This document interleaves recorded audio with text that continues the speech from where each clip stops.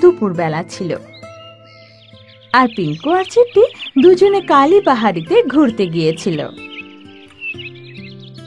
দুজনে ঘুরে বেড়াতে আনন্দ করতে এত হারিয়ে যায় যে ফেরত যাওয়ার রাস্তায় ভুলে যায়। পিঙ্কু, সন্ধে হতে চলেছে আর আমি তো কোনো রাস্তায় খুঁজে পাচ্ছি না। এখানকার জঙ্গল পাহাড় সব একই মনে হচ্ছে। তাহলে আমরা এখান থেকে যাব কি করে? তখনই হঠাৎ মন্টু বাঁদর গাছ থেকে পড়ে যায় আর চোখ খুলে যায়। বাপরে, বুঝতেই পারলাম না স্বপ্নই আমি চিট্টি আর পিঙ্কুকে কেন দেখলাম। ছাড়ো, স্বপ্নই ছিল। তখনই ও দেখতে পায় যে টিনু পাখি ওখান থেকে চিন্তিত অবস্থায় যাচ্ছে। আরে কি হলো টিনু? আরে মন্টু দাদা, দুপুর বেলায় পিঙ্কি চিট্টু ঘুরতে বেরিয়েছিল, কিন্তু এখনো ফেরেনি। তুমি কি ওদের কোথাও দেখলে? এটা শুনে মন্টু বাঁদর চিন্তায় পড়ে যায় আর ভেবে বলে, শুনতে আজব লাগবে, কিন্তু আমি একটা স্বপ্ন দেখলাম, যেখানে আমি দেখলাম যে পিঙ্কু আর চিটি কালো পাহাড়ে আছে আর ফেরার রাস্তা গুলিয়ে ফেলেছে। কি, তুমি এগুলো স্বপ্নে দেখলে? হ্যাঁ, কিন্তু বুঝতে পারছি না স্বপ্নটা কেন দেখলাম। যদি তোমার স্বপ্ন সত্যি হয়, আমি যাচ্ছি ওদের খুঁজতে। টিনু জলদি কালো পাহাড়ে পৌঁছায় আর সেখানে দুজনকে খুঁজে পায়। আরে মা, তুমি কি করে জানলে আমরা এখানে আছি? তোরা দুজন আগে আমার সাথে ঘরে চল, আর এখানে ভুলেও কখনো আসবি না। তারপর তিনজনে মন্টু বাঁদরের কাছে পৌঁছায়। ধন্যবাদ মন্টু দাদা, তোমার স্বপ্নের জন্যই আজকে আমার বাচ্চাদের খুঁজে পেলাম। এটা শুনে তো মন্টু বাঁদর বিশ্বাস করতে পারে না। এখন মন্টু বাঁদর রোজ স্বপ্ন দেখতে লাগে, আর যাই স্বপ্নে দেখে তাই সত্যি হয়ে যায়। আর পুরো গ্রিনল্যান্ড জঙ্গলে মন্টু বাঁদরের নাম ছড়িয়ে যায়, আরও শের খানের প্রধান সেবকও হয়ে যায়। ওদিকে ব্লুল্যান্ড জঙ্গলে গোল্ডি তার স্ত্রী শেরনি আর ছেলে টাইগারের সাথে থাকতো, আর শিয়াল ওর খাস সেবক ছিল। হ্যাঁ, যবে থেকে শের খানের গোল্ডির বন্ধুত্ব হয়েছে মজাই পাচ্ছি না আমি। কিছু একটা করতে হবে, এমন শত্রুতা আমি পাকিয়ে দেবো এদের মধ্যে কি একে অপরকে মেরেই ফেলবে। তখনই গোল্ডির ছেলে টাইগার সেখানে আসে। বাবা বাবা, আমি কিছুক্ষণ জঙ্গলে শিকার করতে চলে যাই। আমার বাচ্চা ছেলে শিকার করবে? হ্যাঁ হ্যাঁ বাবা। ঠিক আছে, যা বাবু। টাইগার ওখান থেকে চলে যায়, কিন্তু কিছুক্ষণ পর শিয়ালও ওখান থেকে চলে যায়। কিন্তু অনেকক্ষণ পর যখন টাইগার ফেরত আসে না, তখন গোল্ডি আর শেরনি চিন্তায় পড়ে। তখনই শিয়াল মুখ উদাস করে সেখানে এসে বলে, গোল্ডি মহারাজ, শের খান আপনার ছেলের শিকার করে ফেলেছে। কি? এটা হতেই পারে না, শের খান এটা করতে পারে না। এটা শুনে দুজনেই অবাক হয়ে যায়। আপনি চাইলে আমার সাথে একবার গিয়ে দেখতে পারেন। ঠিক আছে, চল। শিয়াল তখন দুজনকে নিজের সাথে নিয়ে যায়, যেখানে মাটিতে অনেক রক্ত পড়েছিল আর কিছু মাংসের টুকরো। এই রক্ত আর মাংস আমাদের টাইগারেরই, বলে শিয়াল কাঁদতে লাগে।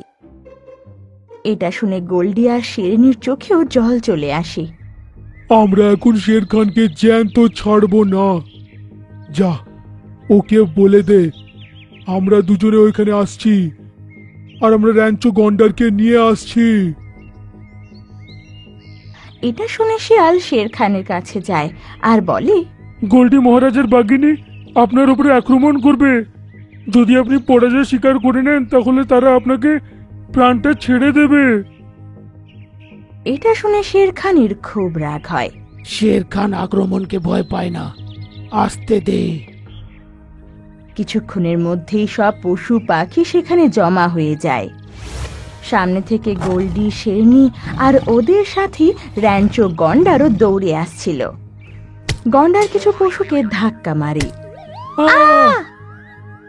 যাদের মধ্যে মন্টু বাঁদরও ছিল।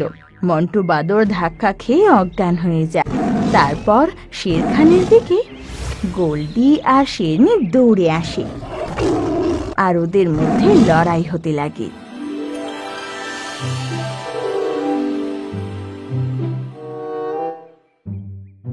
টাইগার বাবা, তুমি একলা একলা কোথায় ঘুরছো? আমি শুধু শিকার করতে বেরিয়েছিলাম। আরে বাবু আমার শিকার করতে বেরিয়েছে, কিন্তু এখানে তো তুমি কোনো শিকার পাবে না।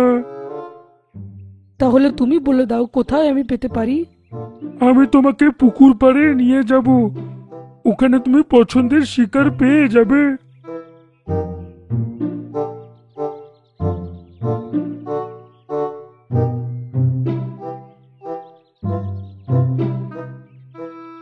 সামনে অনেক গভীর আর বড় গর্ত ছিল। টাইগার তো ওর মধ্যে পড়েই যাচ্ছিল, কিন্তু ওর নজর যেতে থেমে যায়। ভালো হয়েছে দেখে ফেলেছি, না হলে এই গর্তে আমি পড়েই যেতাম। এই গর্তে তুই এক্ষুনি পড়বি রে বাবা। এটা বলতেই শেয়াল ওকে ধাক্কা মারে আহ আর ও নিচে পড়ে যায়।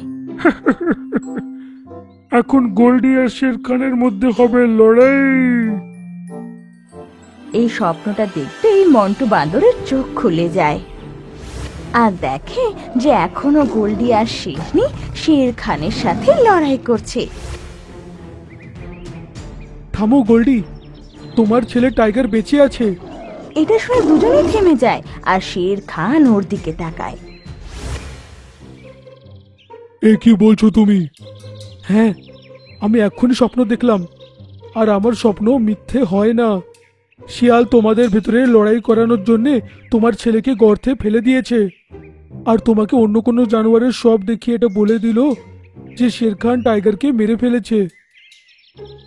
এটা শুনে শিয়ালের মুখ শুকিয়ে যায় আর গোল্ডি ওর দিকে রেগে তাকায়।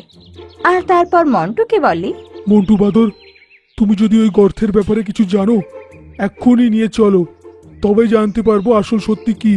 হ্যাঁ চলো যাই, আমি কোনো মিথ্যে কথা বলিনি। তারপর সবাই সেই গর্তের দিকে রওনা হয়। মন্টু সবার আগে আগে ছিল।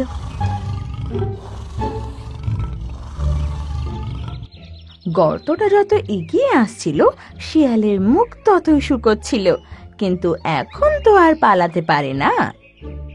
যেই সবাই সেই গর্তের কাছে পৌঁছায় তো টাইগারকে দেখতে পায়, আর মা বাবা খুশি হয়ে গর্তে লাফ দেয় আর গিয়ে টাইগারকে জড়িয়ে ধরে। চলো, আমাদের পিঠে একটা পা রেখে ওপরে ওঠার চেষ্টা করো তুমি। গোল্ডি দূর থেকে দৌড়ে এসে একটা লাফ দিয়ে গোল্ডির কোমরে পা রেখে অন্য লাফ দিয়ে উপরে মাটিতে লাফ দিয়ে আসে। ইয়ে! সব পশুরা আনন্দে লাফিয়ে ওঠে। তারপর গোল্ডি আর শেরনিও গর্ত থেকে বেরিয়ে আসে। তারপর সব পশুরা শেয়ালের দিকে কটমট করে তাকিয়ে থাকে। গোল্ডি আর শেরনি তখনই ওর উপর লাফ দেয় আর ওকে রক্তাক্ত করে ফেলে। ও ওরে বাবা রে, মরে গেলাম, ক্ষমা করো। ক্ষমা করো শের খান, আমি কিছু না বুঝে তোমার উপরে আক্রমণ করলাম। তোমার কোনো ভুল ছিল না গোল্ডি, সব ভুল এই শয়তানের ছিল। তারপর তিনজন নিজের জঙ্গলে ফিরে যায় আর শের খান মন্টুকে ধন্যবাদ জানায়, কারণ ওর জন্যই এত বড় সমস্যা থেকে পার পাওয়া যায়। মন্টুর এখনো স্বপ্ন আসে আর সেই স্বপ্নের সাহায্যে ও বাকি পশুদের এভাবেই সাহায্য করে থাকে।